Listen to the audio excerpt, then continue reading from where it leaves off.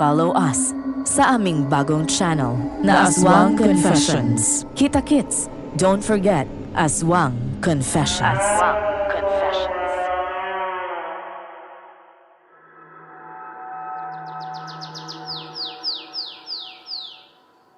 O siya, mauuna na ako. Baka gabihin na ako sa daan.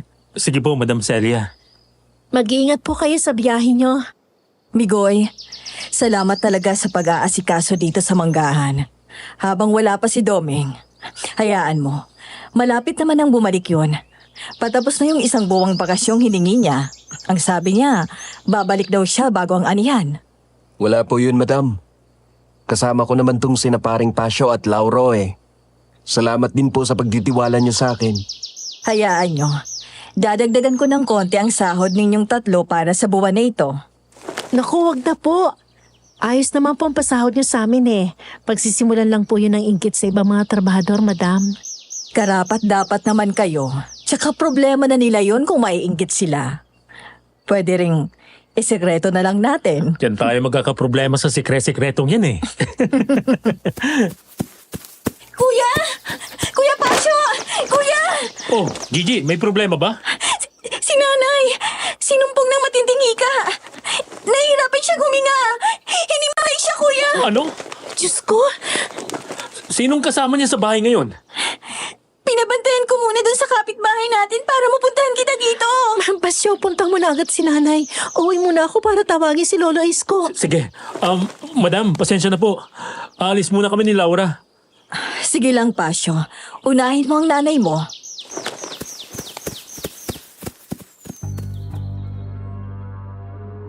Magandang araw o gabi sa inyo, si Tio Pangil. Ako po si Juliet, 26 years old na grade school teacher dito sa May Leyte. Sumulat po ako sa inyo dahil sa pakiusap ng Lolo Pasyo ko. Minsan po kasi nakinig ako sa inyo tapos saktong narinig din ni Lolo ang kwento. Kaya naman nahikayat siyang isulat din ang sarili niyang karanasan tungkol sa aswang. Marami po kasing karanasan sina Lolo Pasyo at Lola Aura tungkol sa nasabing mga nilalang ng dilim. Lalo pa at may hawak na anting-anting o agimat si Lolo, habang albularya naman si Lola. At itong ibabahagi ko po sa inyo ngayon ay ang una nilang kahila-hilakbot na karanasang mag-asawa. Si Lolo po mismo ang nagsulat nito, Sir Jupiter. Kokopyahin ko lang dito sa email para ma-send sa inyo. Narito po ang kanyang isinulat.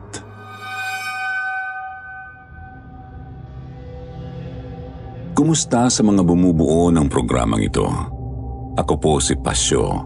Matanda na sa ngayon pero gwapo pa rin naman. Biro lang po.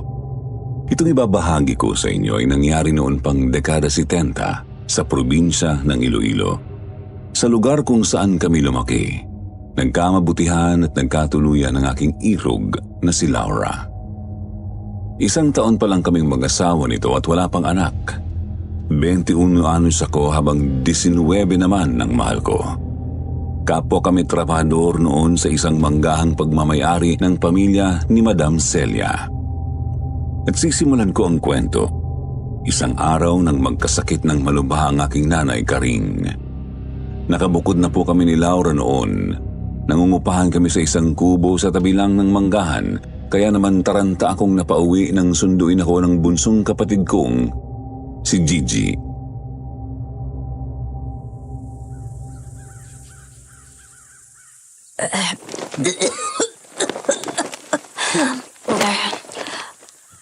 Napauwi ka pa talaga, Pasyo. Hindi ba kayo abala ngayon dun sa manggahan? Balita ko, wala pa si Doming, di ba? Nay, hindi pwedeng hindi ako mapauwi. Eto nga at kagigising nyo lang matapos imitahin eh. Huwag nyo munang alalahanin mga bagay na di nyo dapat isipin. Ang pagtuunan nyo ng pansin, ang pagpapalakas at pagpapagaling. Si Laura, nasan ba ngayon? Susunod din po yun dito. Isasama niya si Lolo Isko para tumingin sa inyo. Nakakahiya naman. Nakaabala pa ako. Nanay naman eh. Naiintindihan ko kayo pero Intindihin nyo rin naman kami. Hindi pwedeng hindi kami mabahala. Mahal namin kayo eh. Oh, sila na yata yan. Kuya, pabuksan mo na ang pinto. Hindi pa ako tapos sa pagluluto eh. Pasyo! Pasyo, mahal! Nandito na kami! Sila na nga. Teka lang. Angela!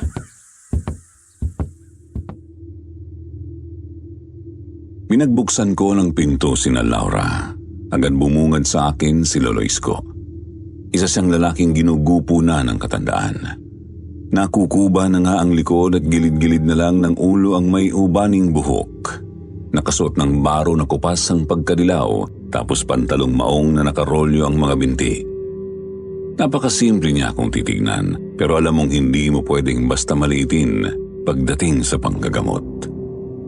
Nang makapasok sina Laura at Lolo Isko ay agad na sinuri ng matandang albularyo si nanay. Kinabahan ako kasi kita kong panayang palatak ng dila, singhap at iling nito. Hanggang sa hinarap na nga niya ako. Bakas ko ang pagkabahala sa kanyang mga mata kaya hindi pa man siya nagsasalita ay kabadong-kabado na ako.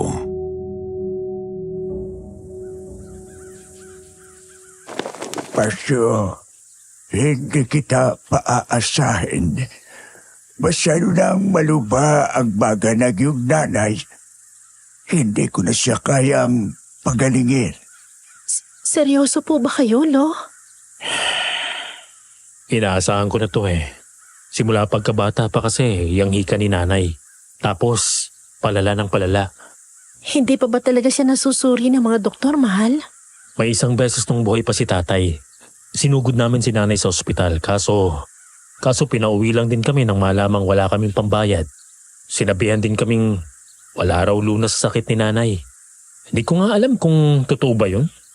Lo, wala na po ba talaga kayong magagawa? Hindi ko na talaga siya mapapagaling, Apo. Ang magagawa ko lang, bawasan ng bagya ang hirap niya sa paghinga para hindi siya gaanong magdusa habang nakaratay. Pasensya na talaga, Pasyo. Ayos lang po, Lolo Isko. Naiintindihan ko po. Pasyo, dito ka na lang muna siguro sa inyo. Ako na lang muna papasok sa manggahan. Kailangan mong bantayan si nanay eh. Ayan mo, dito lang din ako uuwi kapag gabi. Maraming salamat talaga, mahal.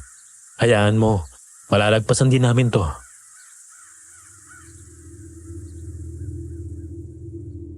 Nag-iwan ng halamang gamot si Lolo Isko bago umalis. Si Laura naman ay tinulungan akong asikasuhin si nanay. Siya na rin ang nagsubo kay nanay noong hapunan. Sa oras naman ng pagtulog doon kami ni Laura sa kwarto namin ng kapatid ko. Habang si Gigi ang tumabi kay nanay.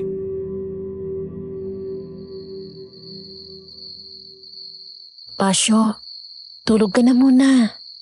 Malalim na ang gabi oh. Hindi ako makatulog, mahal eh. Nababahala ako para kay nanay. Pasyo, kailangan mong magpahinga. Kahit mga ilang oras lang. Tandaan mo, kailangan mong manatiling malakas para kay nanay mo. Kayo na lang ni Gigi ang masusandalan niya eh. Alam ko naman yun, mahal. Sadyang magulo lang talagang isip ko. Hindi ako mapalagay. Natatakot akong matulog baka kasi ano nang datnan ko pagkagising. Ano yung kaluskos? Parang dumaan sa silong. Ligaw na hayop lang yun, alamang. Pero ano yung amoy na yun? Ang baho! Oo nga. Parang bulok na laman.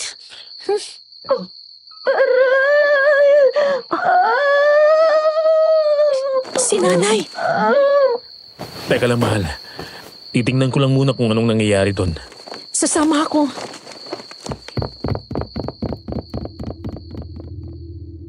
Dali-dali kaming pumunta ni Laura sa kwarto ni nanay nang marinig siyang dumaing. Pansin kong maging doon, naroroon din ang kakaibang amoy. Tanglaw ng lampara ang unang sumalubong sa amin pagkapasok. Hindi ganoon kaliwanag pero hindi nakalagpas sa akin ang kung anong gumagalaw sa silong ng kubo. Doon yun mismo sa tapat ng kwarto ni nanay. Napakabilis nun. Kumilos yun palayo ng saktong pumasok kami ni Laura. Kasabay din noon ay nawala ang kung anong masangsang sa paligid.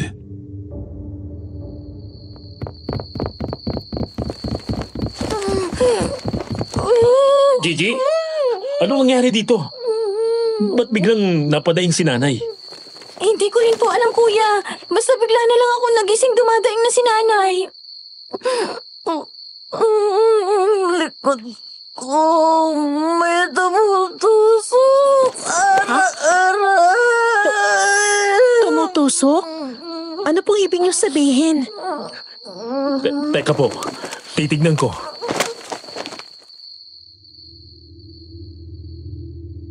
Maingat kong tinagilid si nanay sa kanyang banig para makita namin ang kanyang likod. Sabay-sabay kaming napamaang ni na Laura at Gigi nang makita naming may sugat nga sa likod ni Nanay Karing. Doon mismo sa may likod ng bandang kanang baga. Hindi namin alam kung anong sugat yon. Sobrang kakaiba kasi.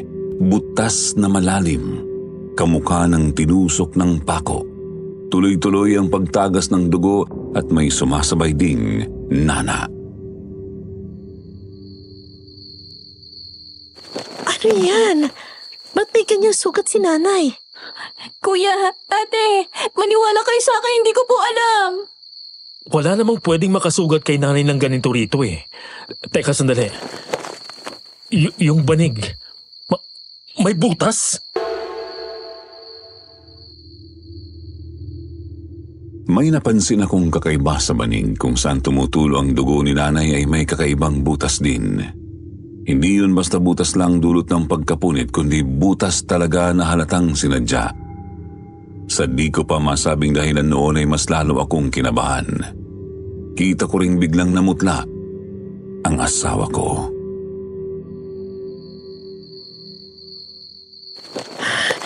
Hindi. Ba't hindi ko agad naisip to? Yung amoy? Diyos ko. Mahal, ano bang nangyayari sa'yo? Pasyo, bilisan mo. Pumunta ka sa silong. Tingnan mo kung anong meron doon. Magdala ka ng asin at itak. Ha? Bakit naman? Huwag ka na magtanong. Bilisan mo na!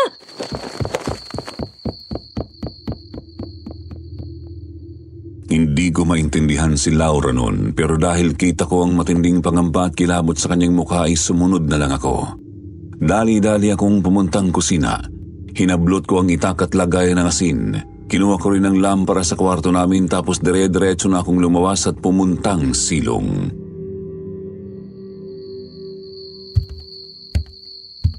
Laura, nandito na ako. Ano bang titingnan ko dito? Teka. Diyos ko. Ano to? Anong nakita mo? Mga bakas.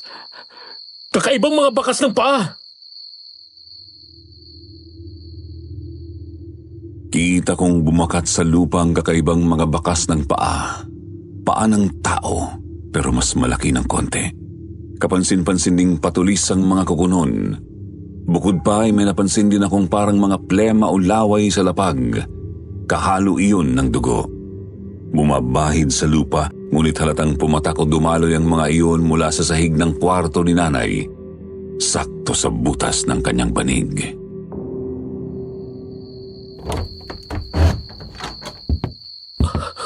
Ano ba yung nakita ko? Aswang. Inaaswang si nanay. Aswang? Sigurado po ba kayo dyan, Ate Laura? Inaaswang si nanay ka rin. Oo. Kaya tawagin mo na agad si Lolo Isko, Pasyo. Kailangan niya matingnan agad si nanay. Nasa panganib ang buhay ni Nanay Karing. Sige. Aalis na ako agad. Ang asin at itak. Huwag mong kalilimutan. Hindi na ako nagsayang ng oras. Agad kong pinuntahan si Lolo Isko. Kalahating oras na lakad pang kanila mula sa bahay. Kaya medyo natanggalan ako.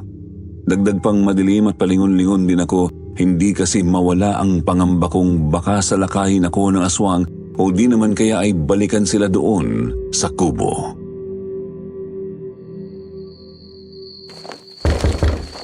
Lolo? Lolo Isko? Lolo Isko, ako po ito. Si Pasyo. Pagbuksan niyo po ako. Kailangan ko po ng tulong. Si nanay inaaswang, Lolo. Lolo? Anong sabi mo? Inaaswang si Kareng. Paano mo naman nasabi yun? May masangsang. Dumaing si nanay tapos may butas siya sa likod. Tumagas mula doon ang plema at dugo. Ang akala ko pa naman, nilubayan na nila ang lugar natin. Po? May nangaswang na po dati rito? Oo. Pero sobrang tagal na noon, ilang dekada na rin. Kasi simula ko pa lang mag-albularyo noon at sinasanay pa lang ako ng tatay ko. Siya, at saka na tayo magkwentuhan. Kunin mo yung bayong ko at umalis na agad tayo.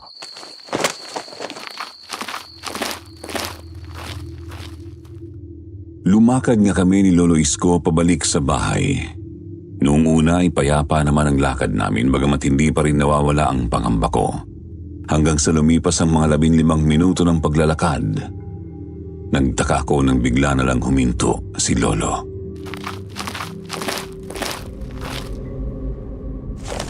Ba't po kayo napahinto? Nandito siya. Nandito ang aswang. Ano po? Anong gagawin natin? Ihanda mo ang asin at itak mo. Opo. Ayan na!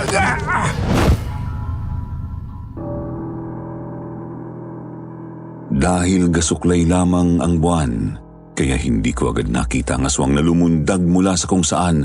Agad kong winasiwas ang itak ko nang mapansin ko ito, ngunit mabilis ang nakailag. Tuloy-tuloy ang pagsalakay nito papunta kay Lolo Isko.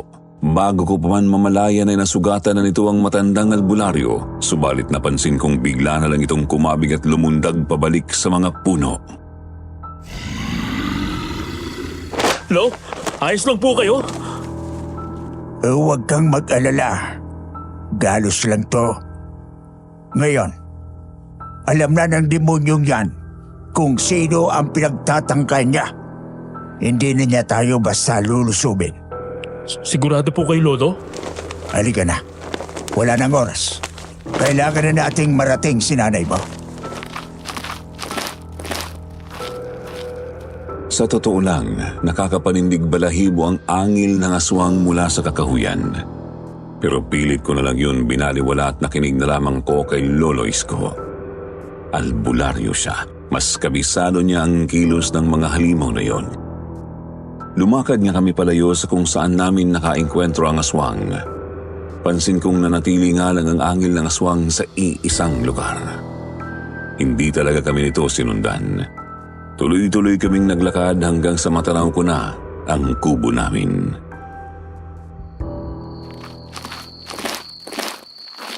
Nandiyan na kami, Nay. Malapit na ako.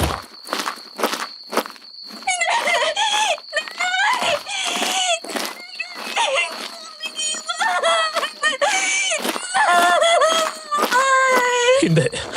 Si Nanay.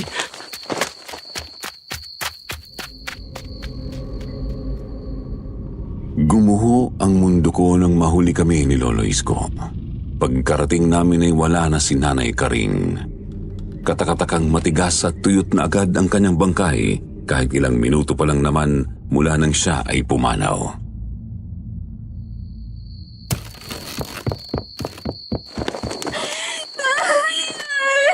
Nanay ko! Tawarin mo ako, mahal. Napigilan naman namin ang pagdurugo ng sugat ng nanay, pero... Wala kang kasalanan doon, mahal. Kasalanan to ng lecheng aswang na yun. Piniktima niya si Nanay. Tapos, sinalakay niya kami ni Lolo Isko. Kaya kami naantala. Umanda siya sa akin. Pagbabayaran niya itong ginawa niya kay Nanay. Tutugisin ko siya. Papatayin ko siya. Pasyo, mapanganib yung iniisip mo. Alam ko gusto mong kumante, pero maski ang nanay mismo ay papayag sa binabalak mo. Pero hindi ako matatahimik hanggat hindi ko na igaganti si Nanay. At lalo kong mababagabag kung dadami pang mapapatay ng demonyong yun. Pasyo, humigaon ka muna. Lolo, paano ko hihinahon? May alam akong posibleng makatulong sa iyo sa pagtugis ng aswang. Po? Lolo? Pero, saka ko na sasabihin kapag kumalma ka na. Sa ngayon, asikasuhin niyo munang burol at libing ni Karen. Magdalamhati muna kayo. Kapag naibuhos mo na lahat ng luha mo, mag-usap ulit tayo. Bakit di yun lang po sabihin ngayon? Kung hindi mo susundin ang sinasabi ko, wala kang mapapala sa akin. Walang magandang dulot ang bugso ng damdamin, iho. Sa kagustuhan kong malaman ang pinapahiwatig ni Lolo Isko ay nanahimik na lang muna ako. Alam ko rin naman kasing hindi ko siya mapipilit. Itinuon ko nga ang oras at pansin sa pag-asikaso kay Nanay Karing. Hanggang sa matapos ang kanyang libing. Lumipat na kami ni Laura sa kinalakan kong bahay. Ang kapatid ko na lang kasi ang naiwan roon. Minabuti naming mag-asawa na noon na lang din tumira. Menos gastos na rin kasi di na namin kailangang umupa. Mga 15 minutong lakad nga lang mula sa manggahan, pero kaya naman kung tutusin. Noon ay muli kaming nag-usap ni Lolo Isko. Kasama namin siyempre noon ang asawa kong si Laura. Matanong ko nga po pala, Lolo Isko. Bakit po ba sinalakay ng aswang si Nanay Karing? Hindi ba mga buntis naman ang gustong punteryahin ng mga yon? Marami kasing iba't ibang uri ng aswang. Ang pinakakilala nga ay mga halimaw na paborito ang mga sanggol na di pa nasisilang. Yung iba naman gusto ang mga batang paslit. Pero meron ding pinupunteriya ang mga matatandang may sakit. Hinihigop nila ang lakas ng kanilang biktima sa pamamagitan ng pagsipsip ng plema at dugo nito. Malamang yun din ang dahilan kung bakit sinalakay din ng halimaw si Lolo nung nasa daan kayo, mahal. Bukod doon, ramdam ko ring bagong yanggaw ang sumalakay sa akin. Bagong yanggaw? Ano po yun? Ganito.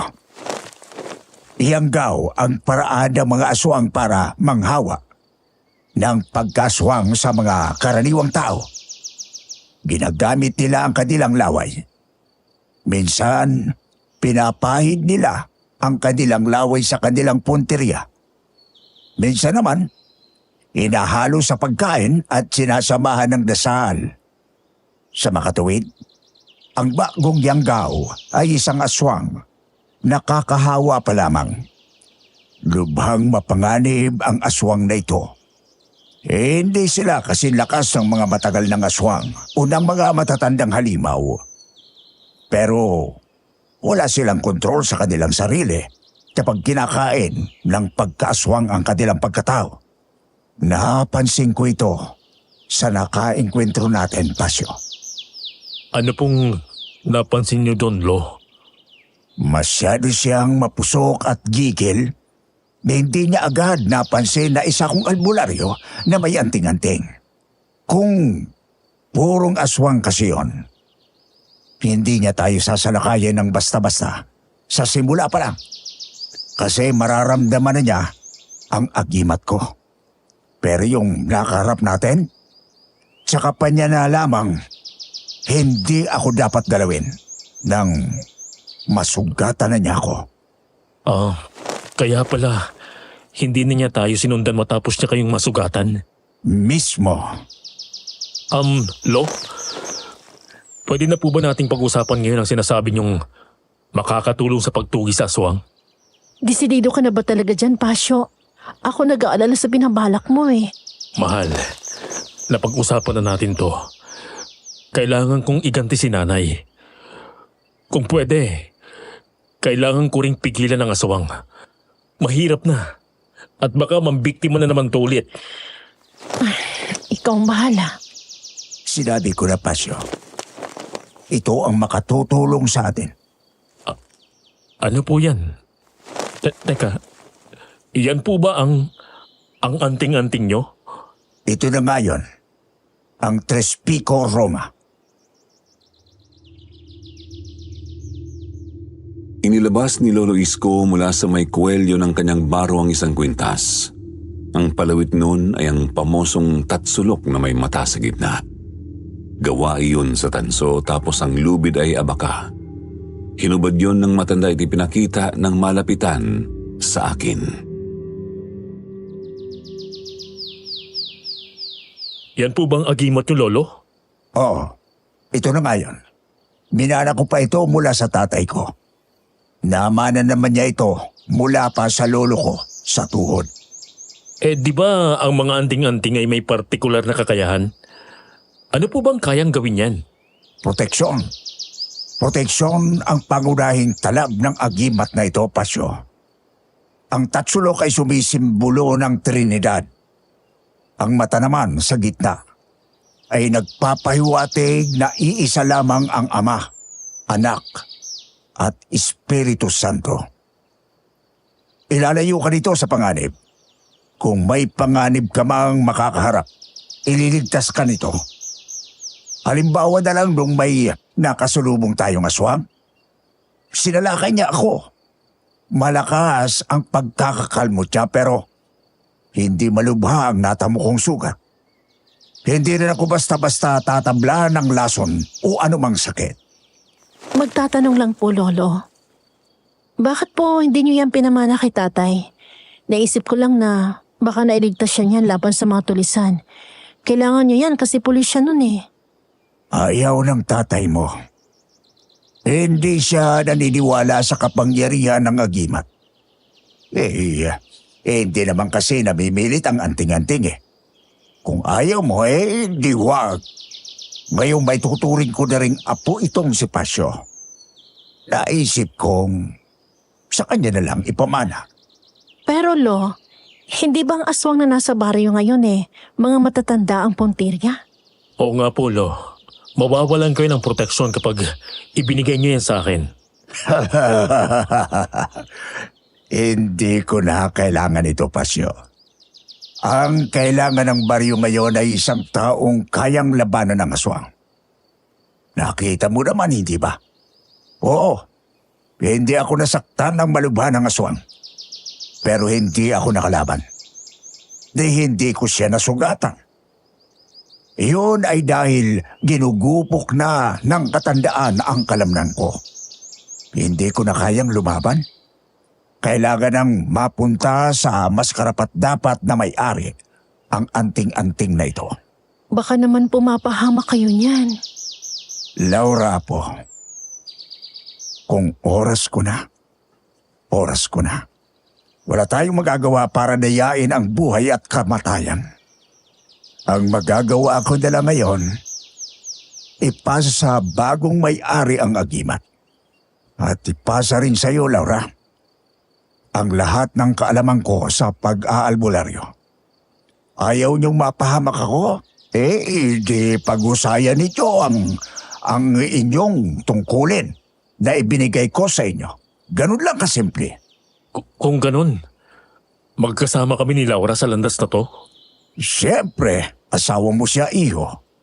Marapat lang na kayo ang maging magkasangga hanggang sa dulo. Ngayon, nakahanda ka na bang tanggapin itong agimat? Nakahanda na po, Lolo Isko. Mabuti kung ganon. Suotin mo ito bilang kwintas at kunin mo rin itong librito. May kinuha sa kanyang bulsa si Lolo Isko. Nakita kong isa iyong libritong itim. Napakaliit po noon at manipis lang. Binuklat ko yun. May nabasa akong mga dasal sa wikang Tagalog at Latin.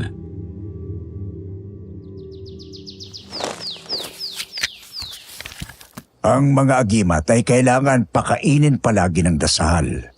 Kailangan mong manalangin sa tamang oras. Huwag kang mag-alala. Kompleto na ang gabay na naririyan sa librito. kailangan mo munang mapaamo yan bago magkaroon ng talab sa'yo. Malalaman mong may talab na yan kapag may naramdaman kang kakaiba. Halimbawa, kapag umiinit o bahagyayang bumigat. May iba pa po ba akong dapat tandaan, Lo? Kailangan mong mamuhay ng tuwid at tapat upang tuluyang kumapit sa iyo ang anting-anting. Iwasan ang kahit anong bisyo. Huwag ipagkalat ng basta ang tungkol sa agimat na hawak mo. Itago mo ito palagi sa ilalim ng damit para hindi basta mapansin ng ibang tao. Unang masasamang mga elemento. Palaging manalangin at panatilihing matatag ang pananampalataya kay Bathala. Kaya mo ba, Pasyo? Kakayanin ko po, Lolo Isko. Maraming salamat po sa pagtitiwala niyo sa akin. Nakaalis na lang at lahat si Lolo Isko pero di ko pa rin maalis ang isip ko sa anting-anting. Tinititigan ko iyon maya't maya. Panaybasa rin ako sa kasama nitong librito. Nang sumunod na mga araw, maaga kaming bumangong mag-asawa. Papasok na kasi kami noon sa manggahan. Nakakahiya na kasing lumiban pa ng mas matagal. Sumama na rin sa amin noon si Gigi para mamasukan sa manggahan.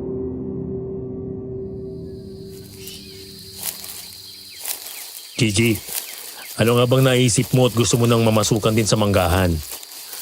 Wala naman akong gagawin sa bahay, kuya eh. Isa pa, matagal ko nang gusto magtrabaho para makaipon ng sakin.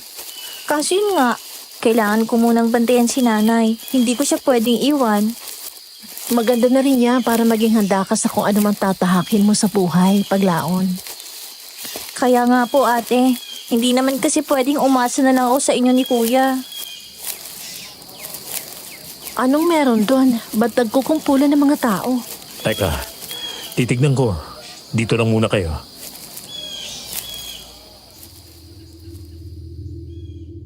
Habang nasa daan ay may nakita kaming mga taong nagkukumpulan. Naroroon sila sa may talahiban na may mangilan-ngilan ding mga puno. Kinutuban ako ng masama kaya agad akong lumapit at nagtanong.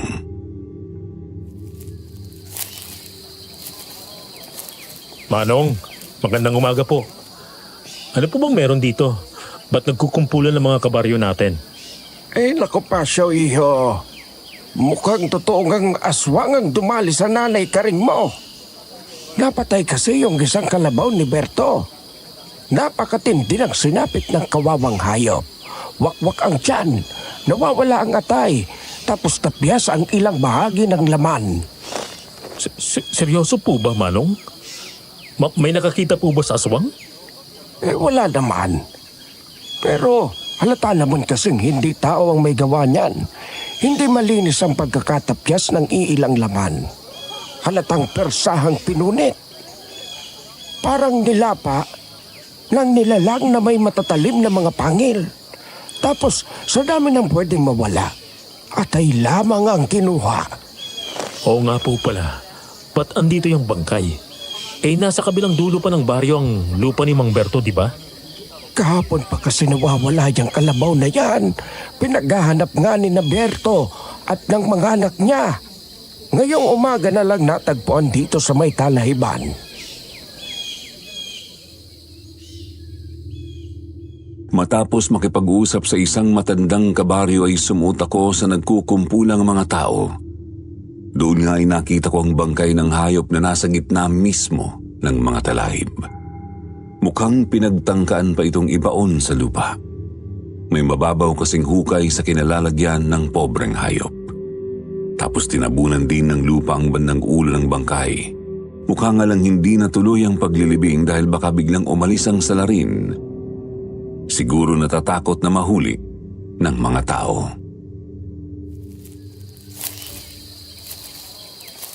Ano daw meron doon? May kalabaw na pinatay ng aswang, nilapa, wakwak ang sikmura, at kinuhanan ng atay. Diyos ko, kung ganon, mukhang nandito pa nga sa paligid ang halimaw. Hindi nga malabong masundan pang nangyari kay nanay. Pasyo, dala mo ba? Oo, syempre. Gaya ng habili ni Lolo Isko. Nandito sa loob ng damit ko. Hindi ko to pwedeng ilayo sa katawan ko. Ang problema ko lang, mukhang hindi ko pa ito napapaamo. Wala pa akong maramdamang kakaiba eh. Eh paano na yan kuya? Baka kailanganin na yan. Tapos hindi mo pa napapalabas ang talab.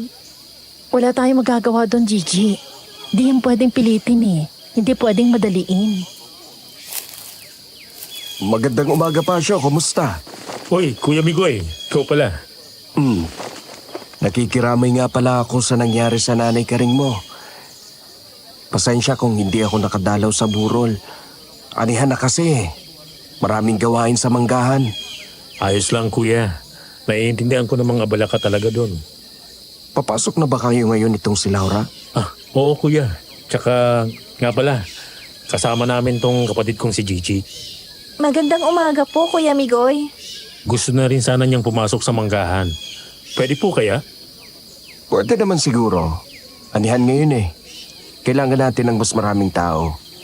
Tsaka kung ayos naman siya magtrabaho, baka maging isa na rin siya sa mga regular doon.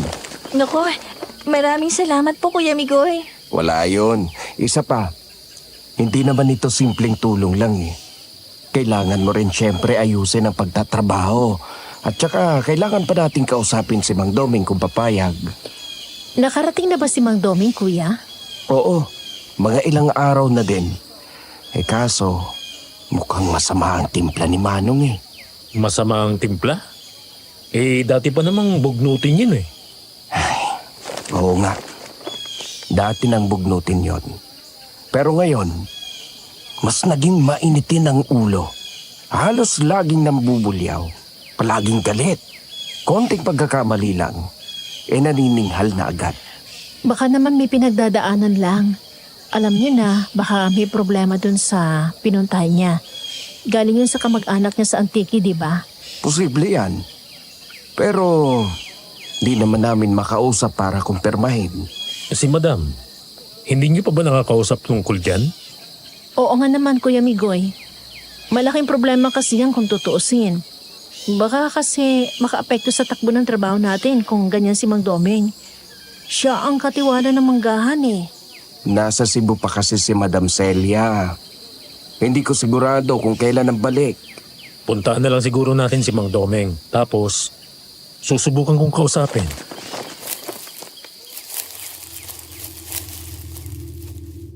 Tumuloy na kami sa lakad namin papuntang manggahan. Pagkarating doon ay narinig ko agad ang malakas na boses ni Mang Doming. May binubulyawan nga itong kung sinong trabahador kaya naman binilisan ko ng konti ang lakad at agad kong nilapitan ang katiwala. Uwisit! Mga inutil! Kaya aga-aga ay pinapainit yung ulo ko. Sinabing mag-ingat sa pagpitas ng mga mangga para walang mahulog. Tignan ninyo, may nasayang na isa.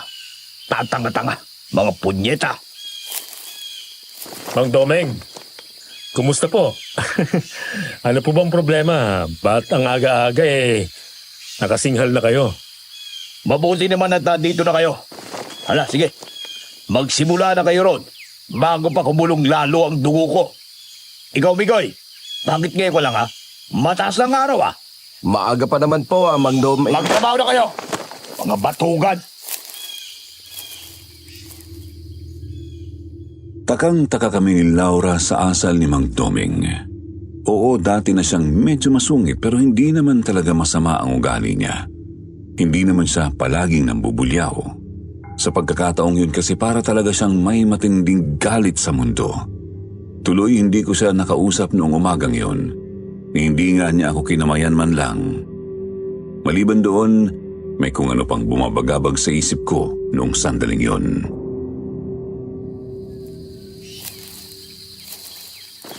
Mahal, wag mo na lang masyadong isipin yun.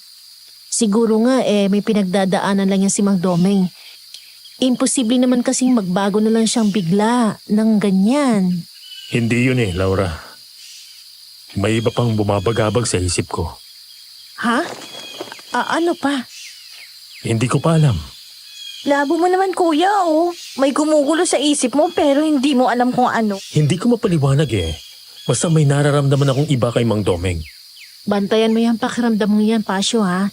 Si Lolo Isko madalas ding kutuban ng ganyan at palaging sumasakto yung kutob niya. Kung ganun, posibleng pahiwatig na to? Hindi pa ako sigurado pero posible. Nagsimula na kami sa pagtatrabaho roon sa manggahan. Si Laura ang nagturo kay Gigi. Ako naman ay itinuon ng pansin sa isang bahagi ng lupa na may mga aanihing mangga. Subalit sa buong araw na yon ay palihim kong minamatsagan si Mang Domeng tuwing nakikita ko siya. Sa paggulong nga ng mga oras ay padami ng padami ang kakaibang mga napapansin ko sa katiwala namin. Maliban sa kanyang pagiging magagalitin, pansin ko ring hindi siya mapirmi sa isang lugar. Lakad siya ng lakad, pabahis-bahis. Panay kamot din sa kung saan-saan sa kanyang batok, pisngi, braso at binti. Umabot pa sa puntong medyo namumula na ang kanyang balat. Subo rin siya ng subo ng kung ano-ano. Pansin kong ginagawa niya iyon para pirming may mangat-ngat ang kanyang mga ngipin. Kita kong may isinubo siyang damo, sanga at kahit bato. Ninunguya niya iyon hanggang sa maglaway siya. Niluluwa tapos lumilingon-lingon parang tumitingin kung may nakapansin ba sa kakaiba niyang mga kilos. Hanggang sa napansin ko na siyang kinakalmot-kalmot ang katawan ng isang punong mangga na nasa may isang sulok. Inuuntog-untog rin niya ang kanyang ulo roon. Nilapitan ko na siya kasi nag-aalala na talaga ako.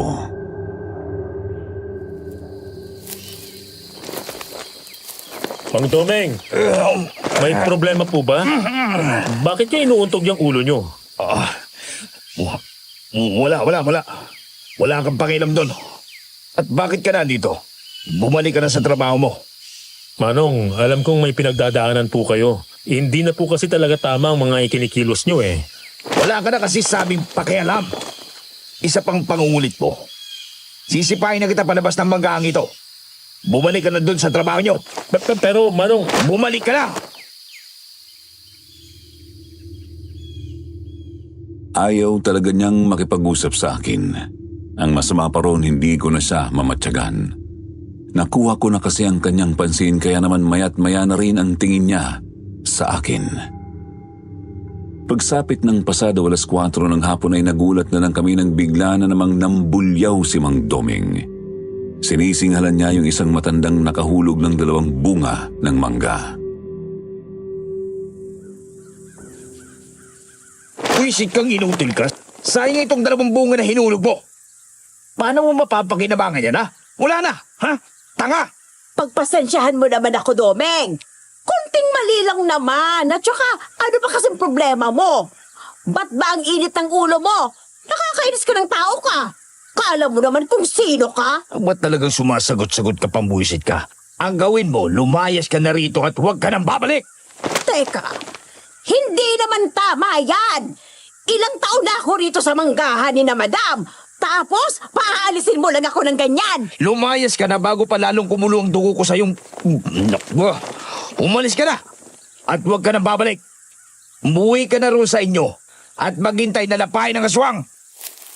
Manong, ano po ba kasing nangyayari sa inyo? Sobra na po talaga yung init ng ulo nyo eh. Kung ayaw nyo magsabi kung anong bumabagabag sa inyo, magpahinga na muna siguro kayo. Pagpasensyahan nyo naman yung si Aling Lita. Pinapangunahan mo ko, ha, Pasyo?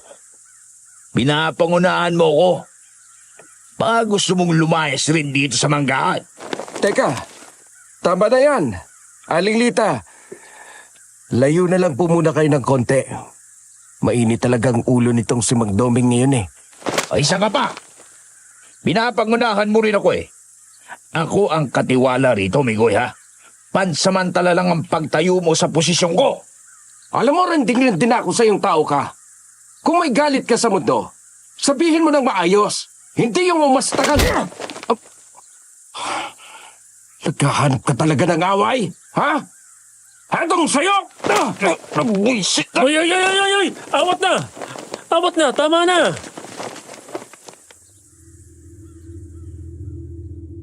Tuluyan nang nagkasuntukan sina Mang Domeng at Migoy. Tinawag ko naman si Laura para alalayan si Aling Lita. Nalaman ko kasing nasampal na pala siya ni Mang Doming bago pa man ako dumating. Medyo nag-alala ako ron kasi nga matanda na si Aling Lita.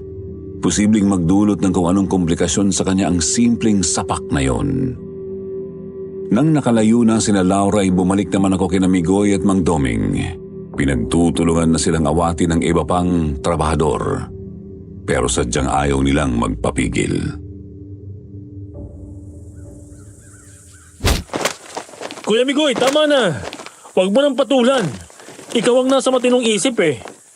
Nakakapiko na tong matandang to eh. Namumuro na to. At anong gusto mong palabasin, Pasyo? Wala ako sa katinuan ko, ganon ha? Ganon ba? Hindi naman po sa ganon. Makinig naman po kayo sa akin. Pare-pareho ko yung mga buwisit. Aray!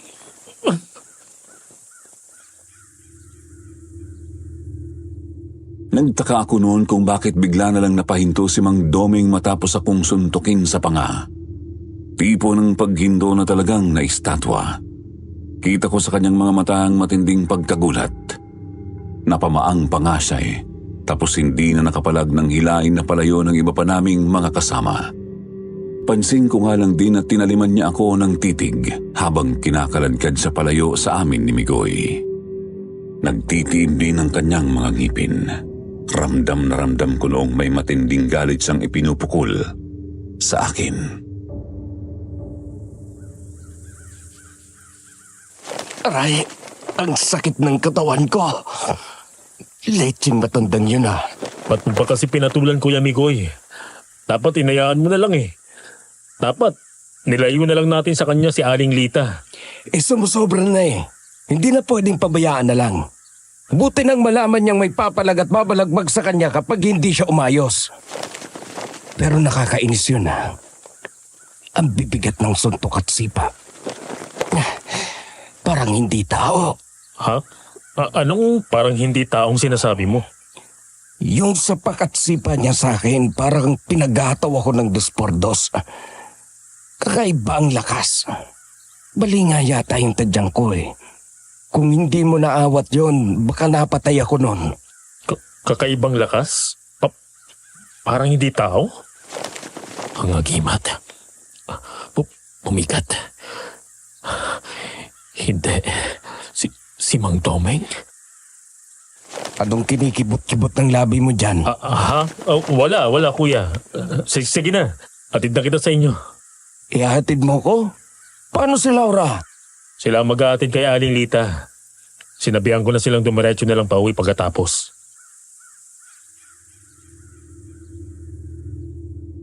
Inakay ko nga po si Kuya Migoy pauwi sa kanila. Dinaanan ko na rin ang hilot para matignan ng kaibigan ko. Pagkatapos lumakad na ako pauwi sa amin. Nagmamadali ako kasi gusto kong makausap si Lolo Isko.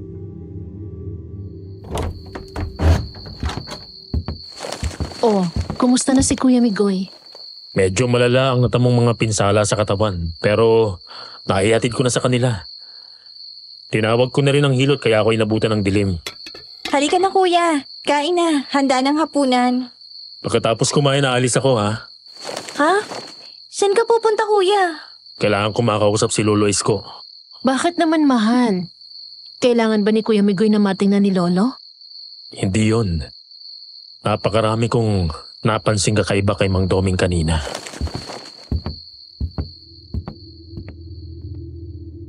Lumakad ako papunta sa hapag at nagsimula na nga kaming kumain tatlo. Doon din ay isinalaysay ko sa kanila ang mga napansin kong kakaiba sa maghapon.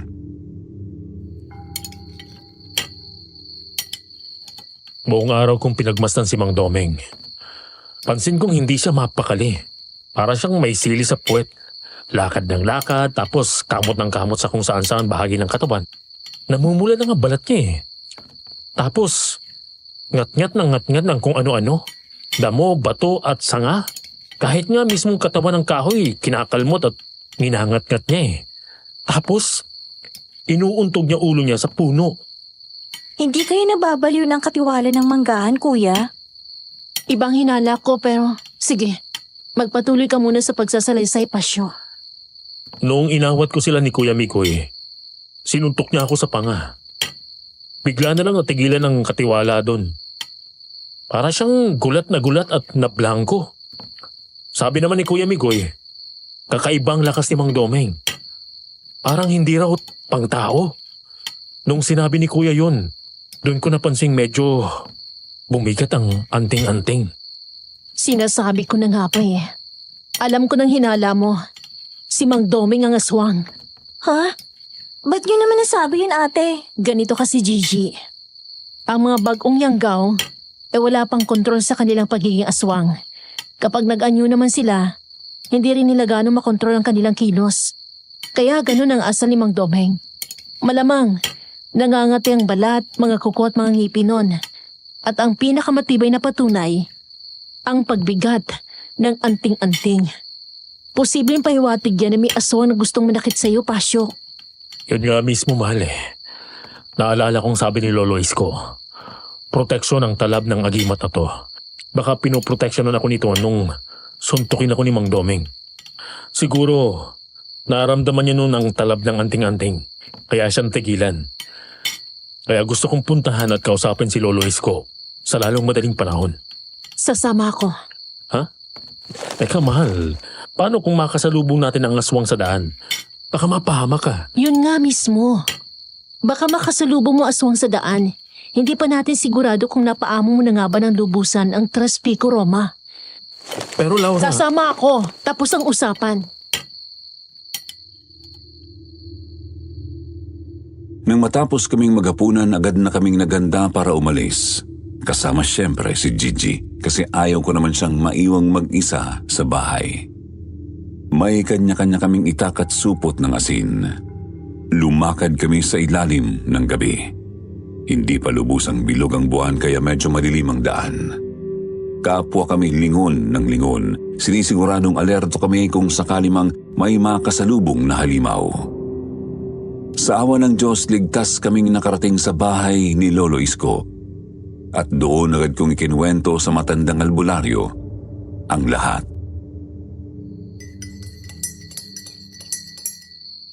Malakas ang kutob kong tama ang hinala mo, Pasyo. Malamang nga na si Domeng ang aswang. Pero teka, Lo. Hindi naman aswang dati si Mang Domeng eh. Dumalo pa nga siya sa kasal namin ni Pasyo. Kumain pa siya ng mga putahing may asin at bawang doon. Grabe pa nga kung makalagay ng kalamansi sa kanyang inihaw. Ibig ba sabihin nun? Tama nga na bagong yanggaw si Mang Domeng? Oo. At kung sino mang aswang ang umawa sa kanya, kung kagustuhan ba niya ito o hindi, hindi ko masasabi. Siya lang ang makasasagot niya. Lolo, kung hindi niya kagustuhang maging aswang, pwede pa ba siyang maibalik sa dati? Mukhang hindi na. Sa ibang albularyo, hindi ko alam. Baka. Pero kung sa akin lang, mukhang hindi na. Sa nararamdaman ko kasi nang inatake niya ako, malala na ang kapit ng itim na kapangyarihan sa kanya. Kung ganon, panahon na para kumilos ako, Lo. Panahon na para iganti si Nanay Karing. Hindi pa natin sigurado kung napaamo mo na nga ang anting-anting, Pasyo.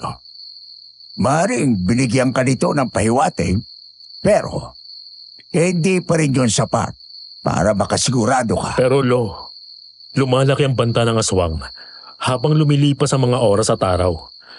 Kanina, kalabaw ang tinira ng aswang. Paano kung mambiktima na naman to ulit ng tao? Hindi, malabo yun. Pwedeng hindi lang siya nakatsyempo ng matandang may sakit kagabi. Kaya kalabaw ang pinunteriya niya. Oo nga pala. Hindi ba, sabi mo, nakasagutan ni Lita si Domeng kanina? Oo nga no, si Aling Lita. Hindi, pupuntahan ko si Aling Lita. Teka, mahal. Mapanganib doon kung sakali. Huwag kang padalos-dalos. Laura, hindi kaya ng konsensya ko kung may mapatay na namang tao ang demonyong yun. Dito muna kayo ni Gigi. Babalik ako. Pero Pasyo! Babalik ako, pangako.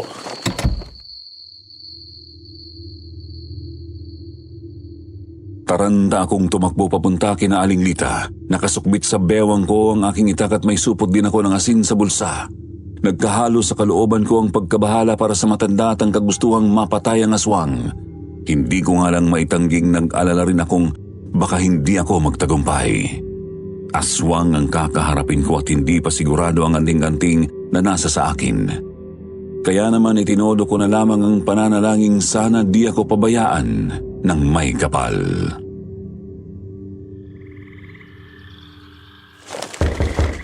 Tao po. Aling Lita. Nandyan po ba kayo? Tao po. Aling Lita? Magandang gabi po. Sino po sila? Magandang gabi, nene. Ako si Pasyo. Kasama ako ni Aling Lita sa manggahan. Andyan ba siya? Opo, nasa kwarto po si Lola. Pasok po kayo. Apo ka pala ni Aling Lita. Oh, sige, salamat ha.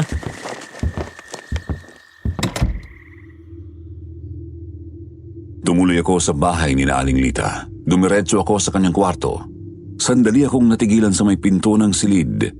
Kita ko kasing nakatihaya lang ang matanda sa kanilang papag. Halata kong nananamlay ito. Pansin ko ring namumula ang isa niyang pisngi. Magandang gabi po, Aling Lita. Kumusta na po kayo? Kumusta rin, iho? Bakit ka napadalaw? Gabing-gabi na. Pasado 9:00 na yata ng gabi. Gusto ko lang po kayong kumustahin. Alam niyo na, sa nangyari po kanina.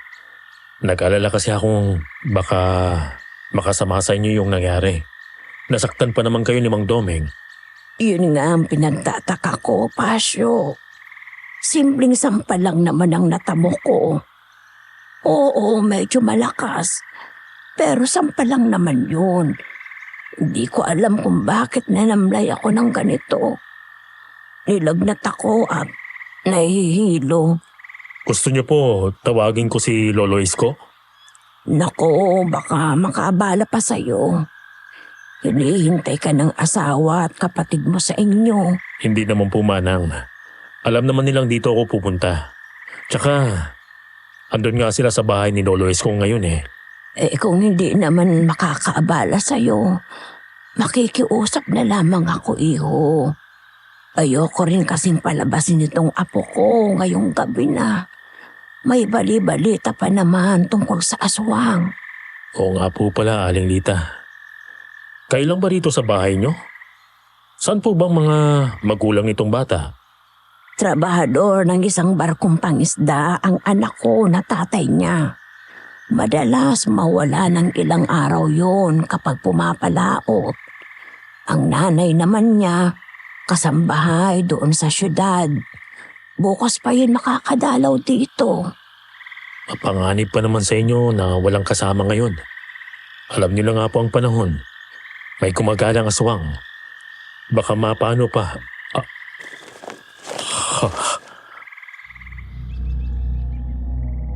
Bigla akong natigilan at napasinghap nang maramdaman ko na namang bumigat ang anting-anting ko. Pakiramdam ko noon ay biglang naging 1 kilo ang kwintas ko. Ibig sabihin hindi nga lang yun simpleng pahiwatig kundi binabalaan ako ng 3 pico Roma. Nasa paligid ang aswang. May problema ba, Pasyo? Wala po, Aling Lita. Alis na po ako para makabalik ako agad. Mabilis lang ako. Hindi naman ganun kalayo kina Lolo Isko rito eh. Maraming salamat talaga. Mag-iingat ka sa daan. Opo. Hindi pa man ako nakakalabas ng kanilang bahay ay may narinig na akong kaluskos mula sa bakuran. Sinundan yon ng pamilyar na amoy. Napakasangsang na parang bulok na karne. Dumagundong ang dibdib ko. Binunot ko ang itak at mabilisan yung pinahira ng asin. Pagkalabas ko ng pinto ay agad kong narinig ang pagdaing ni Aling Lita. Walang silong ang kanilang bahay kaya dire-diretso akong tumakbo papunta sa bakuran, doon sa mismong bandang tapat ng kanilang kwarto. Doon nga ay nakita kong may kung anong nilalang sa dilim. Nakakubli iyon sa halamanan. Hinawakan ko ang dibdib ng damit ko sa tapat ng mismong agimat. Noon din mismo ay naging malinaw sa akin ang aswang. Naramdaman ko siya. Nakita ko siya. Isang lalaki ngunit mas kulubot ang balat sa buong katawan. May balahibo rin na kulay itim at namumula ang mga mata. Naging matatalim ang mga ngipin at kuko tapos naging patusok ang hugis ng tenga. Nakita ko rin noon ang malasinulid niyang dila. Nakalawid mula sa kanyang bunganga papunta sa mismong dingding ng bahay. Iba man ang kanyang itsura ay nakilala ko pa rin siya nga, si Mang Domeng. Sa wakas, nagpakita ka ring demonyo ka. Ngayon, lagot ka sa akin. Igaganti ko si nanay. Papatayin kita! Ang kila kong wish ka. Bakit nandito ka? Gaya ng sinasabi mo, wala ka ng pakialam doon. Tumigil ka na! Lintek! Naputol ko ang kanyang dila na nakadugtong sa isang butas sa dingding ng bahay. Nadali ko rin siya ng suntok at taga, subalit nakaganti siya ng suntok sa pisngi ko. Medyo mahina lang yun, pero sapat na rin para mapaatras at malingat ako ng konti. Nang lingunin ko siya ulit ay tumatakbo na palayo ang demonyo. Gustong gusto ko sana siyang habulin noon. Kung tutusin ay kayang-kaya ko pa sana pero mas inuna kong siguraduhing ayos lang sina Aling Lita. Kaya naman pumasok na muna ako ulit sa kanilang bahay. Aling Lita, ayos lang po kayo rito? Ano ba yun, Pasyo? Anong nangyayari sa akin? Ba't may tunog ng halimaw sa labas? Manang, tatapatin ko na po kayo. Nandito ako kasi tinutugis ko yung aswang. Ang parehong aswang na pumatay kay Nanay Karing. Paano mo naman naiisip na dito sasalakay yung aswang? Dahil nakaaway niyo yung aswang kanina. Si Mang Domeng ang aswang. Paano naging aswang si Domeng? Mamaya na po tayo mag-usap, Manang. Dito muna kayo. Magsara kayo ng maigi ng mga pinto at bintana. Magsasaboy rin ako ng asin sa labas ng bahay nyo. Tatawagin ko muna si Lolo Isko. Kailangan nyo matignan agad. Nasimulan kayong punteryahin ng halimaw na yun eh. Ayos lang po ba si Lola, Kuya? Mukhang hindi naman ganun kalala ang nagawa ng aswang sa kanya. Naputol kasi agad ang dila ng tampalasan. Pero tatawagin ko pa rin si Lolo Isko para sigurado.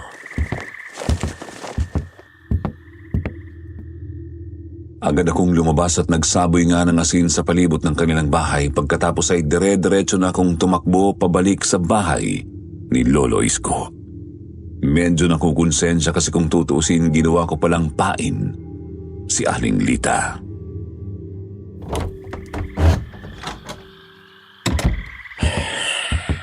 Oh, kumusta ang lakad mo, Pasyo? Nakaharap ko ang aswang. Kumpirmado. Si Mang Domeng. Diyos ko. Muntik na niyang mabiktima si Aling Lita. Buti, naputol ko yung tila niya. Yun naman pala napuruhan mo. Hindi gaano. Nakadalawang taga lang ako at isang sapak. Patapos nun, nakatakas na siya. Hindi ko na hinabol kasi inuna kong asikasuhin si Aling Lita. Kumusta ba si Aling Lita, Kuya? Nasugatan siya ng aswang sa may likod sa bandang baga.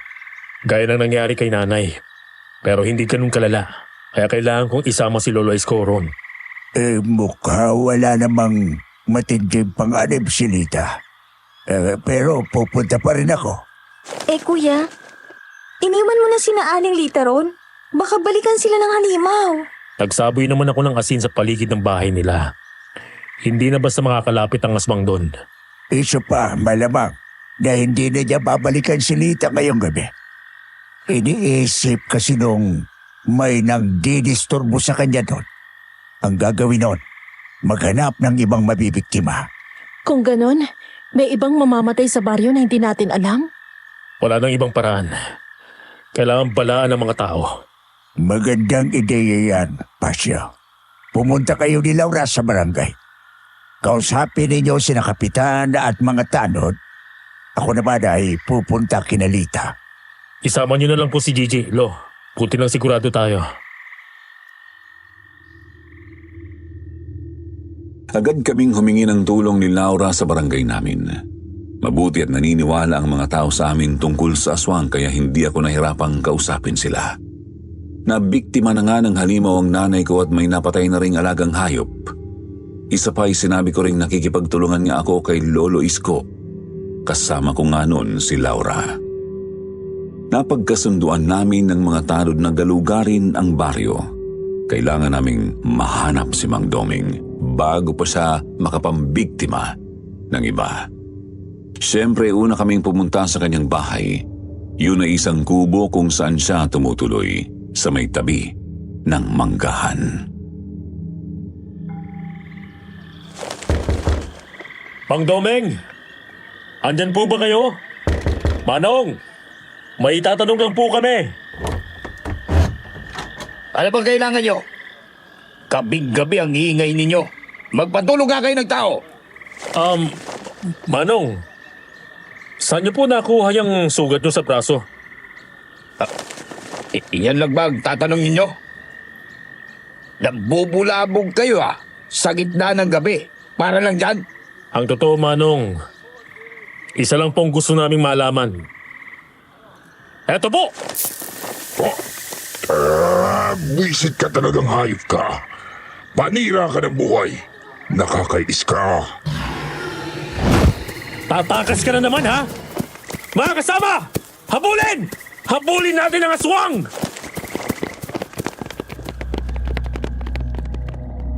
Noon ay dali-dali naming hinabol si Mang Doming. Dumiretso sa may manggahan. Medyo nakakalito kasi maraming puno pero ayokong basta na lang sumuko. Talagang desperado akong maiganti si Nanay Karing. Yun nga lang ay nawala pa rin siya sa aking paningin.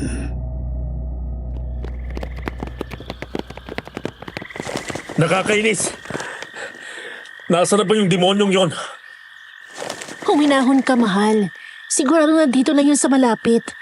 Marami na naghahanap sa kanya eh. Hindi yan basta makakalayo.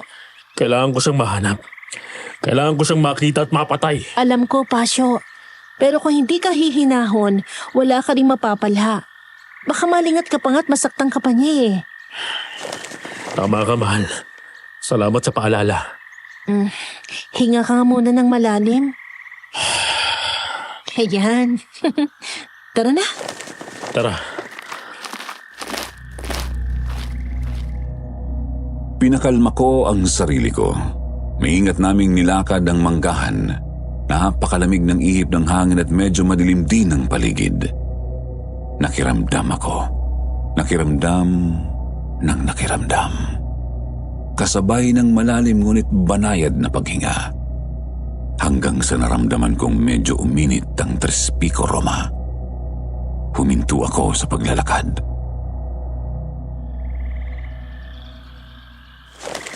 May problema ba, mahal? Shhh! Huwag ka muna maingay, mahal ko. Umiinit ang anting-anting. Nakikiramdam ako. Pinapakiramdaman ko ang paligid. Tumahimik si Laura. Pumikit naman ako. Hindi po talaga nawala ang init ng anting-anting. Bagkus ay bumigat pa ito. Binunot ko ang itak ko. Hindi ko alam kung bakit. Basta may bumulong lang sa akin na gawin ko yun at ilang sandali pa. May naramdaman na ako ilang metro sa may kaliwa. Laura. Bakit, mahal? Lumipat ka sa may kanang gilid ko. Sinunod naman ni Laurang sinabi ko. Nasa kanang kamay ko rin ang itak, bali napapagitnaan namin yun. Maging ang asawa ko ay may nakaambang itak na rin noon. Palapit ng palapit ang nararamdaman ko sa kaliwa. Noong una ay napakabagal ng kilos niya, subalit bigla na lang itong bumilis papasugod sa amin. Doon na ako bumuelo. Dumilat ako at mabilis kong iniambang kanang kamay ko pakaliwa. Hindi ko siya nakita sa totoo lang pero para bang ginabayan ako ng anting-anting ko. Dire-diretso lang ang kamay kong may hawak ng itak hanggang sa namalayan ko na lang na nakabaon na pala iyon sa tagiliran ng aswang. Hindi ka talaga, Pasyo. Ginugulo mo ko. Ginagambala mo ko. Ako pa talagang nanggugulo ngayon. Matapos mong patayin si nanay. Yan ang sasabihin mo. Ngayon, humanda ka sa akin. Hindi kita mapapatawad! Yeah!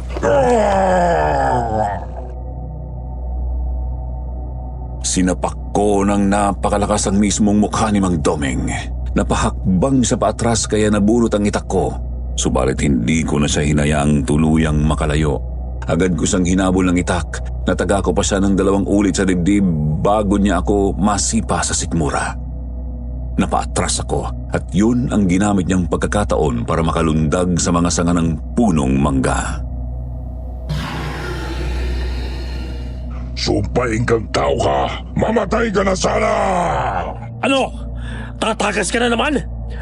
Harapin mo ako, duwag! Bumaba ka rito at labanan mo ako!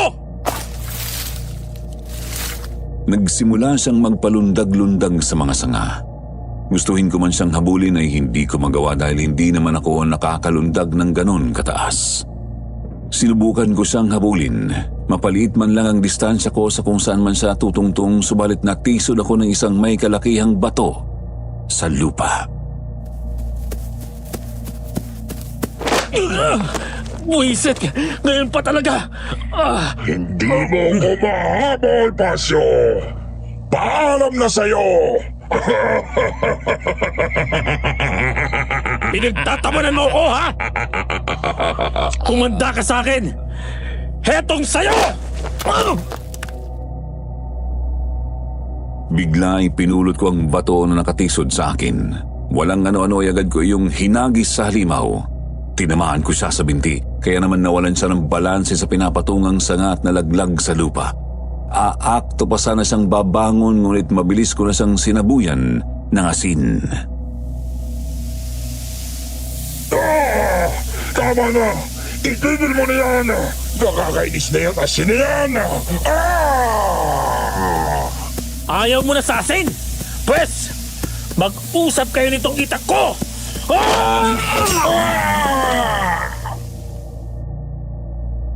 Mabilis akong tumakbo papunta sa halimaw. Hindi na ako nagsayang ng oras at agad ko siyang inundayan ng dalakong patalim. Pinagtataga at pinagsasaksak ko siya ng napakaraming beses sa buong katawan. Dumanak ang kulay itim niyang dugo sa paligid at kahit sa damit ko. Hindi ko siya tinigilan hanggang sa hindi na siya halos makagalaw. Ilang sandali pa nakita naming bigla na lang siyang nagbago ng anyo. Mula sa pagiging aswang ay lumantad ang orihinal niyang itsurang tao. Wisit ka, Pasyo! Sa gabal! Mang Doming, bakit? Malapit kayo sa amin. Ginagalang namin kayo nitong si Laura. Eh, bakit mo nagawa to? Bakit mo pinatay si nanay? Dahil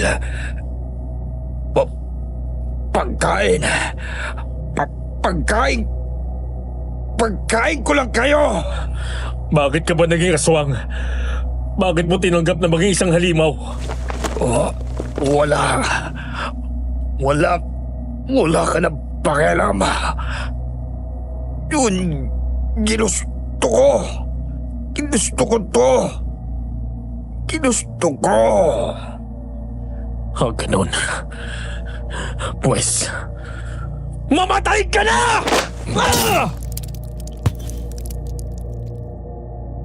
Naramdaman kong uminit ng husto ang agimat bagamat hindi ako napapaso.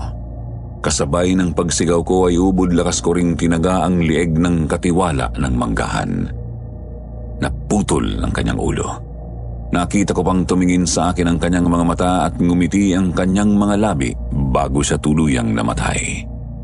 Kung paano nangyari yun, kahit nakahiwalay na ang kanyang ulo, hindi ko alam. Pagkatapos kong mapatay ang aswang ay kinausap ulit namin ni Laura sina Kapitan. Sinabihan namin silang huwag munang galawin ang bangkay. Tatanungin muna namin si Lolo Isko kung anong mainam gawin doon, kaya naman dumiretso kami kina Aling Lita.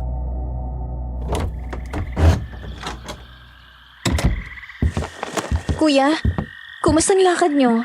Parang nakipagbuno ka sa halimaw dyan sa itsura mo ah. Teka, dugo ba yung nasa damit mo?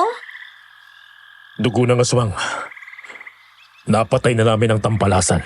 Talaga? Mabuti kung ganon. Naiganti mo na rin si nanay. Binabati kita, Pasyo. Napatay mo ang aswang at mukhang naapaamo mo na ang anting-anting. Oo nga, Polo. Mabuti na lang at napaamo ko ito kaagad sa tamang oras. Maiba nga po pala ako, Lolo. Pwede bang ilibing na lang ng diretso ang bangkay ng aswang? Yun na lang kasi iniisip namin ngayon eh. Mahirap na, baka magkamali pa kami. Hindi. Kailangan itong sunugin. Kailangan ilagay sa banga at dasalan. Mas mabuti kung itatapon sa gitna ng dagat. Marami kasing pwedeng mangyari kung basta na lang yung ililibing. Kahit na nga yung damit mo na may dugo ng aswang, kailangan mo ring sunugin. Maraming pwedeng mangyari. Gaya po ng ano. May posibilidad na mabuhay ulit ito.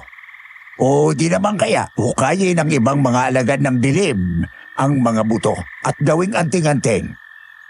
At mas mainam kung itatapon sa dagat ang banga. Kasi likas na pangontra sa aswang ang asin.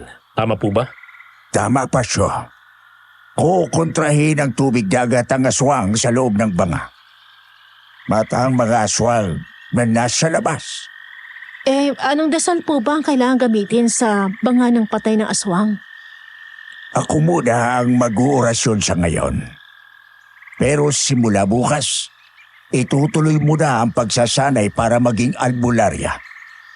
Maliwanag ba, Laura? Opo, no. Mabuti na rin yon para masamaan ko tong si Pasyo. Sina Aling Lita po. Tulog na maglola, kuya. Huwag kang mag-alala. Malayo na sa panganib si Aling Lita. Mabuti naman. O siya, magpahinga na rin tayo. Masyado nang mahaba ang gabing to.